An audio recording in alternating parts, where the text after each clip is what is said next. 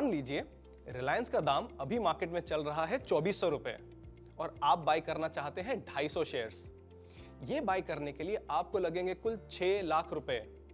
अगर मैं आपसे कहूं कि आप ये 250 शेयर्स बाय कर सकते हैं सिर्फ 1,20,000 रुपए में, तो क्या आप ये ट्रांजैक्शन करना चाहेंगे? जी हां, ये पॉसिबल है फ्यूचर्स से। Welcome to the world of futures. लेकिन फ्यूचर्स में ट्रेडिंग शुरू करने के पहले ऐसे कौन से की टर्म्स और कौन सी इंपॉर्टेंट बातें आपको ध्यान रखनी जरूरी हैं, ये हम डिस्कस करेंगे इस वीडियो में। मैं हूं कुश बोहरा और ये है the evergreen derivative series by Upstox. पिछले वीडियो में हमने देखा कैसे हमारे फार्मर फ्रेंड माही और एक local fast food chain Charu sings kitchen, इन्होंने एक एग्रीमेंट किया था। वो एग्रीमेंट था व्हीट एक्सचेंज करने का, आज से 3 महीने बाद 30 रुपए प्रति किलो के हिसाब से। ये है एक एग्जाम्पल फॉरवर्ड्स कॉन्ट्रैक्ट का। अगर आपने वो वीडियो नहीं देखा तो आप यहां क्लिक करके वो वीडियो देख सकते हैं। जैसा कि हमने देखा, फॉरवर्ड्स में होता है एक डिफॉल्ट रिस्क, यानी अगर प्राइस ऊपर या नीचे जाए तो दोनों में से कोई भी एक पार्टी इस कॉन्ट्रैक्ट के टर्म्स को फुलफिल करने से कर सकती है मना। अगर प्राइस बढ़कर हो जाए 30 से 40 तो फार्मर कंपनी को बेचने की बजाय सीधे ओपन मार्केट में बेचेंगे, और अगर प्राइस गिर के हो जाए 20 तो the local company can buy from the open market. इस रिस्क को अवॉइड किया जा सकता है फ्यूचर्स में ट्रेड करके। हमारे एग्जाम्पल में अब इंट्रोडक्शन होता है मंडी का। मंडी वो जगह है जो एक्ट करती है एज अ गारंटर। अगर दोनों में से कोई भी एक पार्टी अपने टर्म्स को फुलफिल करने से मना कर दे तो मंडी इंश्योर करेगी कि सामने वाली पार्टी को लॉस ना हो। मंडी ये करती है मार्जिन के द्वारा इंश्योर। मंडी लेती है मार्जिन फार्मर और फास्ट फूड कंपनी दोनों से। मंडी के आने से कुछ और फायदे भी होते हैं। मंडी कर देती है कॉन्ट्रैक्ट स्टैंडर्डाइज्ड, यानी कि quality, quantity and duration of the contract हो जाता है स्टैंडर्डाइज्ड। इसके आने से बहुत सारे और फार्मर्स और बहुत सारे और लोकल फास्ट फूड कंपनियां मार्केट में आकर कर सकती हैं ट्रेड और ट्रांजैक्ट। इससे मार्केट हो जाता है बड़ा और लिक्विडिटी हो जाती है इंप्रूव। चलिए अब देखते हैं फ्यूचर्स और फॉरवर्ड्स में क्या डिफरेंसेस होते हैं। पहला है नेचर ऑफ द ट्रांजैक्शन, यानी फ्यूचर्स होते हैं ट्रेड एक्सचेंजेस पर और फॉरवर्ड्स कोई भी दो पार्टियां आपस में एग्री करके एंटर कर सकती हैं एक एग्रीमेंट में। यह होता है एक ओवर द काउंटर एग्रीमेंट। दूसरा है कॉन्ट्रैक्ट टर्म्स। जैसा कि हमने देखा, मंडी के आने से फ्यूचर्स हो जाता है स्टैंडर्डाइज्ड, यानी quality, quantity and duration to expiry होता है फिक्स्ड। फॉरवर्ड्स में ऐसी कोई स्टैंडर्डाइजेशन नहीं होती। तीसरा है मार्जिन। फ्यूचर्स में ट्रेड करने के लिए आपको चाहिए मार्जिन, और ये मार्जिन बायर और सेलर दोनों को रखना पड़ता है। फॉरवर्ड्स में ऐसी कोई रिक्वायरमेंट नहीं होती मार्जिन रखने की। और लास्ट है सेटलमेंट।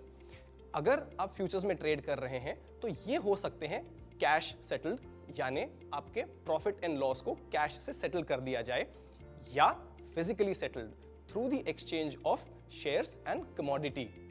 और फॉरवर्ड्स ज्यादातर होते हैं फिजिकली सेटल्ड, उनमें कमोडिटीज एक्सचेंज होती हैं। जो रोल मंडी ने अदा किया हमारे इस एग्जाम्पल पर, वो रियल लाइफ में अदा करते हैं एक्सचेंजेस, यानी कि नेशनल स्टॉक एक्सचेंज और बॉम्बे स्टॉक एक्सचेंज। अब आइए समझते हैं फ्यूचर्स एक्सचेंजेस पे कैसे ट्रेड होते हैं और उनमें कुछ इंपॉर्टेंट टर्म्स क्या होते हैं with the help of a real example. हम कंसिडर करते हैं रिलायंस इंडस्ट्रीज के शेयर्स को और उनके फ्यूचर्स को। पहला term long positions. Long positions का मतलब बहुत सिंपल शब्दों में होता है बाय करना। अगर आप कहें कि मैं रिलायंस पे लॉन्ग हूं तो इसका मतलब है आपने रिलायंस बाय किया है। दूसरा टर्म शॉर्ट पोजीशंस। शॉर्ट का मतलब होता है सेल। अगर आप कहें कि मैं रिलायंस पे शॉर्ट हूं, इसका मतलब है आपने किए हैं रिलायंस के फ्यूचर्स को सेल। तीसरा टर्म है लॉट साइज। जैसा कि हम जानते हैं फ्यूचर्स कॉन्ट्रैक्ट होते हैं स्टैंडर्डाइज्ड, यानी आप जब भी फ्यूचर्स कॉन्ट्रैक्ट बाय करें तो आपको बाय करना होगा minimum number of quantity of shares. Reliance के केस में वो है 250। जब भी आप रिलायंस का फ्यूचर बाय करें, आप बाय करेंगे मिनिमम 250 शेयर्स या उसके मल्टीपल्स, यानी 500, 750, 1000, ठीक इसी तरह। अब बात करेंगे एक्सपायरी की। Expiry means how a contract is closed और सेटल्ड। इंडियन मार्केट्स में एक्सपायरी होती है हर महीने। फ्यूचर्स कॉन्ट्रैक्ट एक्सपायर होते हैं हर महीने के लास्ट थर्सडे को। यहाँ पे हमारे पास अवेलेबल होते हैं 3 महीने के कॉन्ट्रैक्ट्स, जिन्हें हम कहते हैं near, middle and far month contracts. अगर हम सितंबर में हैं तो सितंबर बन जाता है नियर मंथ कॉन्ट्रैक्ट, अक्टूबर बन जाएगा मिडिल मंथ और फिर नवंबर हो जाएगा फार मंथ कॉन्ट्रैक्ट। अब बात करते हैं स्पॉट प्राइस की। स्पॉट प्राइस वो प्राइस होता है जो कैश मार्केट में चल रहा है। फ्यूचर प्राइस वो प्राइस होता है जो फ्यूचर्स के कॉन्ट्रैक्ट का प्राइस होता है। अगर आप गौर से देखें तो आप समझेंगे कि फ्यूचर का प्राइस स्पॉट प्राइस से जरा सा ज्यादा है। ये होता है इंटरेस्ट जो हम पे कर रहे हैं एक 6 लाख रुपए की चीज 1,20,000 रुपए में बाय करने के लिए। इसे हम प्रीमियम भी कहते हैं। कभी कभी फ्यूचर का प्राइस स्पॉट से कम होता है और इसे हम कहते हैं डिस्काउंट। अब हम बात करेंगे मार्जिन्स की। जैसा कि हमने देखा, दोनों पार्टीज यानी बायर और सेलर को फ्यूचर्स ट्रेड करने के लिए मार्जिन रखना होता है जरूरी।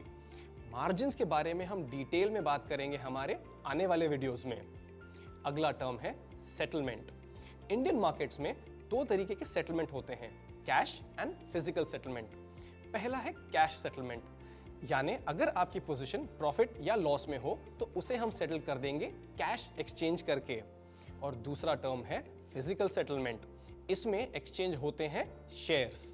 पर ध्यान रहे, physical settlement is available only for shares and not index.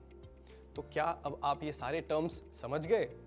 अगर नहीं तो इस वीडियो को फिर से प्ले करिए, और अगर आपके कोई भी क्वेश्चंस और कमेंट्स हों तो उन्हें टाइप करिए कमेंट सेक्शन में।